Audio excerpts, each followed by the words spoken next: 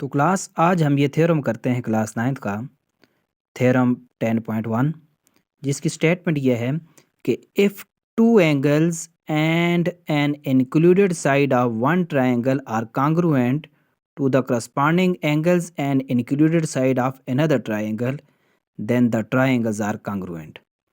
तो कुछ बुक्स में सबसे पहले ये देख लें, कुछ बुक्स में इंक्लूडेड की जगह पर है नॉन इंक्लूडेड, जो गलत है। आपने इसको इंक्लूडेड करना है। तो स्टेटमेंट का मतलब ये है कि हमारे पास एक ट्रायंगल ये है और एक ट्रायंगल ये है। हमारे पास दो ट्रायंगल्स हैं। दो ट्रायंगल्स में उनके कोई से भी दो एंगल्स और उन दो एंगल्स के दरमियान वाली जो साइड्स हैं, अगर ये आपस में बराबर हैं तो इसका मतलब है ये दोनों ट्रायंगल्स भी आपस में कॉन्ग्रुएंट हैं। तो ये हमने प्रूव करना है। सबसे पहले हम यहाँ पर लिखेंगे कि हमारे पास गिवन क्या क्या है।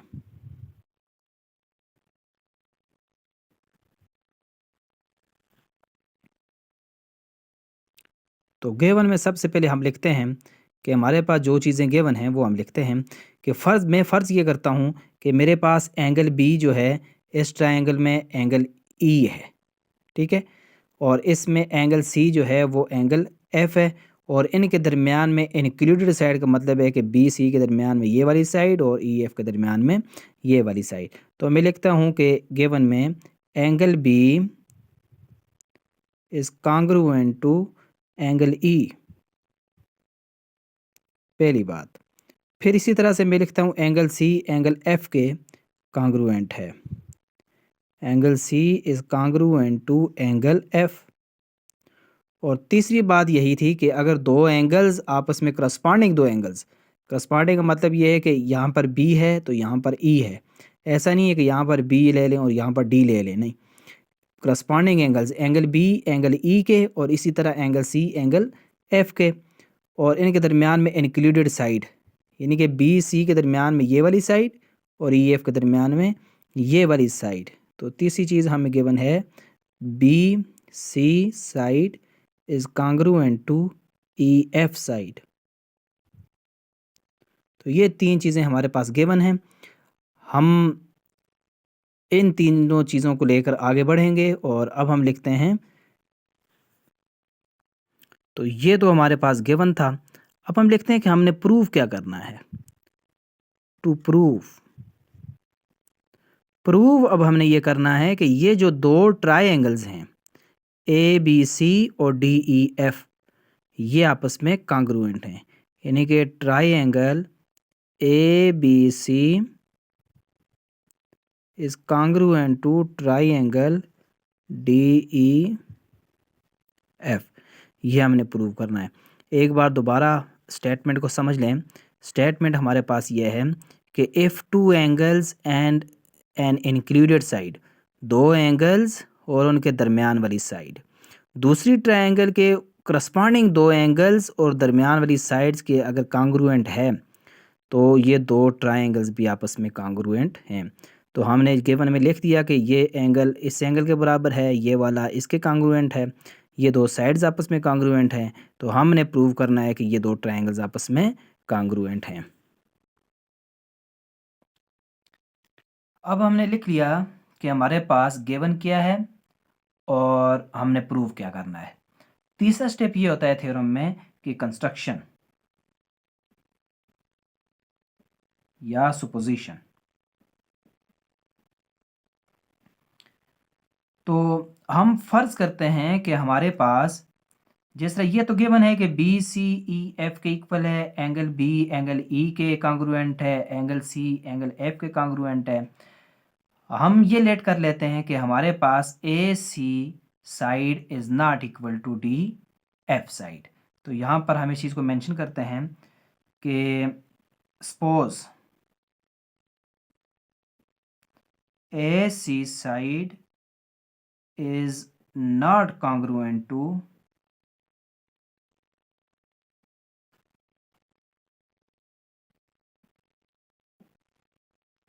डी एफ साइड, कि ए सी साइड हमारे पास डी एफ साइड के कॉन्ग्रुएंट नहीं है। तो फिर हम क्या करते हैं, डी एफ साइड पर एक पॉइंट ले लेते हैं।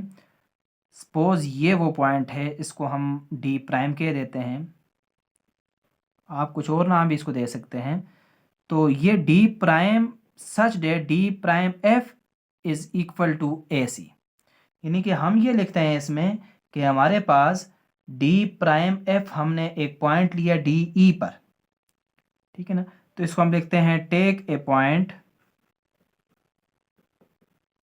D prime on D F, ये हमने इसके इक्वल ले लिया। तो such that A C is equal to D prime F.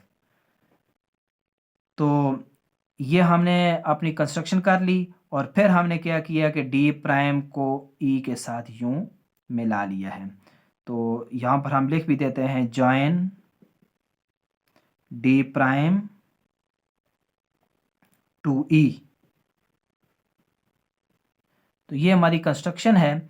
एक बार फिर इसको समझ लें कि फ़र्ज़ करें हमारे पास A C side D prime F के इक्वल नहीं है, तो हम कहते हैं कि अगर ये डी प्राइम यहाँ पर एक पॉइंट हो, यहाँ से डी प्राइम एफ से डी प्राइम से लेकर एफ तक जो साइड है ये इक्वल है ए सी के, ये हमारी कंस्ट्रक्शन है और डी प्राइम को हमने ई के साथ मिला लिया है।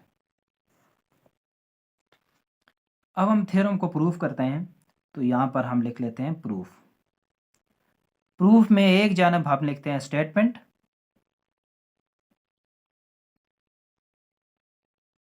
और एक तरफ हम लिखते हैं रीज़न। अब हम दो ट्रायंगल्स ले लेंगे। एक ट्रायंगल हमारे पास ए बी सी और दूसरी जो हमने सपोज की है, सपोजिशन हमारी कंस्ट्रक्शन जो है डी प्राइम ई एफ, इन दो ट्रायंगल्स में हम करस्पॉन्डिंग चेक करते हैं। तो ट्रायंगल ए बी सी, इसकी करस्पॉन्डेंस हम चेक करते हैं triangle D prime E F के साथ। तो अब देखते हैं कि इनमें क्या क्या मुताबिकत है। करस्पॉन्डेंस का मतलब है मुताबिकत। तो सबसे पहली चीज़ ये है कि B C side is equal to या is congruent to E F. B C side is congruent to E F side. इस ट्रायंगल की बी सी साइड और इसकी ई एफ साइड ये आपस में कॉन्ग्रुएंट हैं। ये बात तो हमें गिवन है, तो रीज़न में हमने लिख दिया गिवन। दूसरी बात यह है कि हमारे पास एंगल सी जो है एंगल एफ के कॉन्ग्रुएंट है। Angle C is congruent to angle F, ये बात भी हमें गिवन है। और क्या हम अब यूं लिख सकते हैं कि angle B is congruent to angle E? नहीं। इसकी वजह यह है कि ई पर जो एंगल बन रहा है ये तो डी प्राइम ई एफ, जो ई है यहाँ पर सारा, अभी तो हमने डी प्राइम जो इसको कर लिया, ये तो इसको डिवाइड कर दिया एंगल को। इस वजह से अब ये एंगल इसमें नहीं है, बल्कि हमारे पास हम यूं लिख सकते हैं कि डी प्राइम एफ इस ट्रायंगल में ए सी साइड के बराबर है, यानी कि A C side is congruent to D prime F. यही हमारी कंस्ट्रक्शन थी। तो यहाँ पर हमने लिख दिया कंस्ट्रक्शन। इस कंस्ट्रक्शन की जगह पर आप सपोजिशन भी लिख सकते हैं। तो यहाँ पर अब हमने देखें दो ट्रायंगल्स ए बी सी और डी प्राइम ई एफ में दो साइड्स और एक एंगल, ये आपस में हमने इनको मवाजना किया। तो अब हम यहाँ पर लिख सकते हैं कि triangle A B C is congruent to triangle D prime E F. तो इस पोस्टुलेट को हम नाम देते हैं, दो साइड्स और एक एंगल है, तो हम लिखते हैं साइड एंगल साइड पोस्टुलेट। यानी कि आप यूं भी लिख सकते हैं side angle side is congruent to side angle side. अब जिस तरह से अभी हमने देखा कि दो साइड्स और एक एंगल, इन दो ट्रायंगल्स के, यानी ट्रायंगल ए बी सी और डी प्राइम ई एफ के आपस में कांग्रुएंट थे, तो वहाँ से हमने कहा कि ये दो ट्रायंगल्स भी आपस में कांग्रुएंट हैं। अगर ये दो ट्रायंगल्स आपस में कांग्रुएंट हैं तो इनके बाकी एलिमेंट्स जितने भी हैं वो भी आपस में कांग्रुएंट होंगे। तो हम फिर लिख सकते हैं कि एंगल बी जो है इस ट्रायंगल में, एंगल बी वो कांग्रुएंट है D prime E F triangle में। यहाँ पर ई पर जो एंगल बन रहा है, यानी कि ई को हम दरमियान में लिखेंगे और डी प्राइम और एफ को हम साइड्स पे। तो ये जो दरमियान में होता है इसका मतलब होता है कि ई पर जो एंगल बन रहा है D prime E F triangle में, ये उसके इक्वल हो जाएगा। तो यहाँ पर हम लिखेंगे क्योंकि करस्पॉन्डिंग साइड्स या corresponding angles of congruent triangle,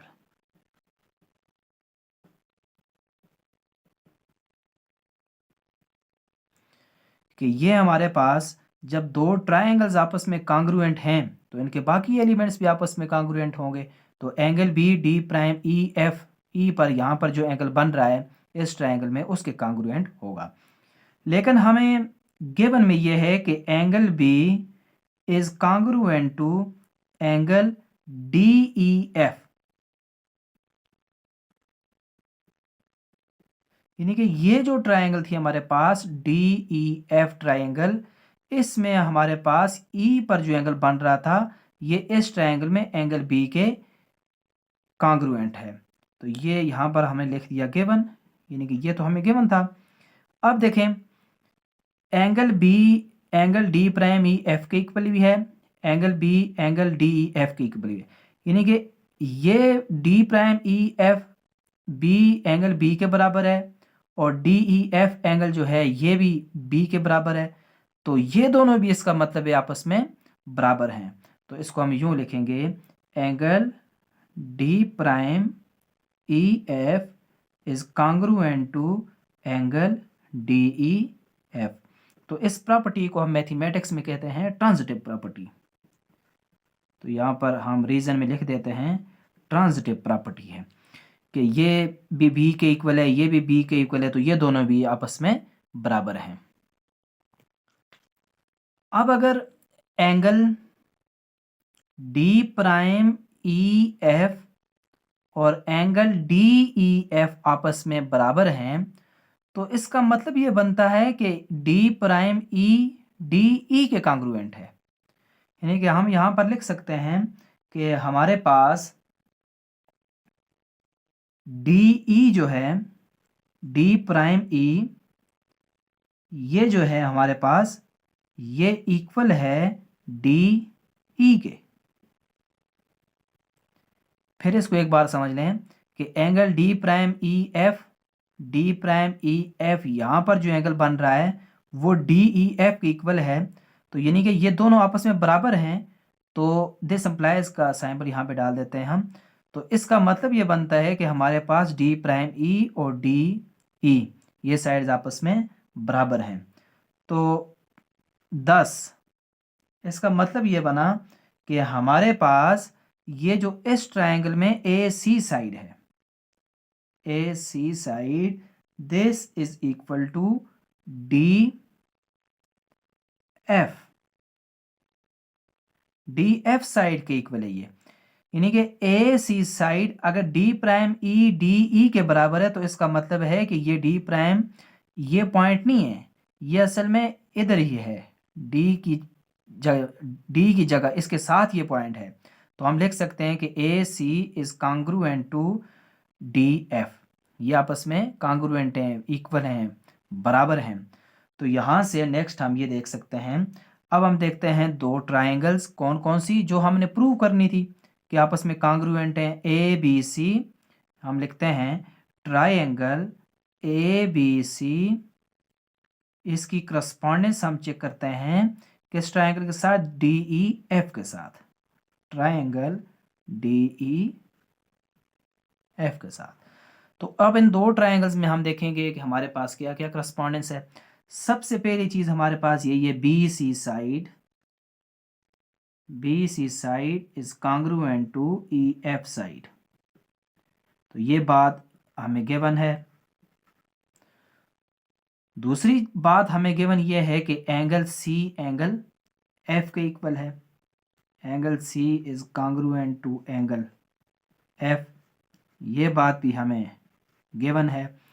और तीसरी चीज अभी हमने प्रूव की कि A C side is congruent to D F, तो हम लिखते हैं A C side is congruent to D F side.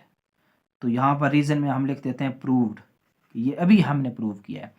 तो जब कभी किसी दो ट्रायंगल्स में दो साइड्स और एक एंगल आपस में कॉन्ग्रुएंट हैं, तो इसका मतलब ये बनता है कि वो दो ट्रायंगल्स भी आपस में कॉन्ग्रुएंट हैं। Hence triangle A B C is congruent to triangle D E F. तो यही हमने प्रूव करना था कि दो ट्रायंगल्स हैं हमारे पास, और अगर उनके दो एंगल्स और उनकी इंक्लूडेड साइड, उनके दरमियान वाली साइड्स आपस में बराबर हैं, तो वो दो ट्रायंगल्स भी आपस में बराबर होंगी, कॉन्ग्रुएंट होंगी। तो अभी हमने ये प्रूव कर लिया है।